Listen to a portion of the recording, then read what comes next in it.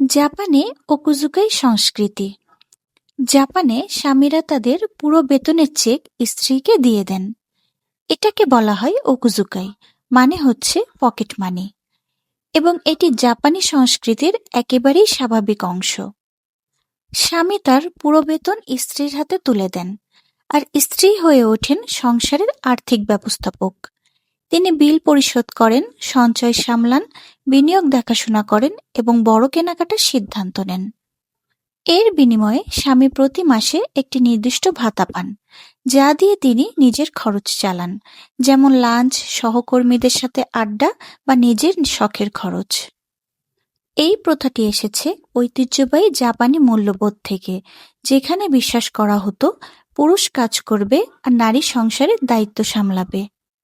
অনেক স্বামী আসলে জানেনই না যে তাদের পরিবারে মোট কত টাকা আছে, কারণ সব আর্থিক নিয়ন্ত্রণ স্ত্রীর হাতে থাকে। এই ভাতার পরিমাণ পরিবারভেদে ভিন্ন হয়, তবে সাধারণত এতটাই হয় যাতে দৈনন্দিন খরচ চলে, কিন্তু বিলাসী কিছু করার মতো নয়। এটা অনেকটা পশ্চিমা পরিবারগুলোর উল্টো, যেখানে আর্থিক সিদ্ধান্ত হয় যৌথভাবে বা অনেক ক্ষেত্রে পুরুষ প্রধান হয়ে থাকে।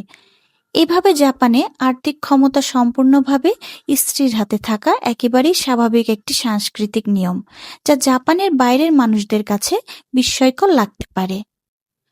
জাপানের এই সংস্কৃতি সম্পর্কে আপনাদের কি মতামত আমাকে অবশ্যই কমেন্টে জানাবেন। নেক্সট ভিডিওতে আমি অন্য কোনো কাহিনী আপনাদের সাথে শেয়ার করব। দেখা হবে নেক্সট ভিডিওতে। Till then take care. আল্লাহ হাফেজ।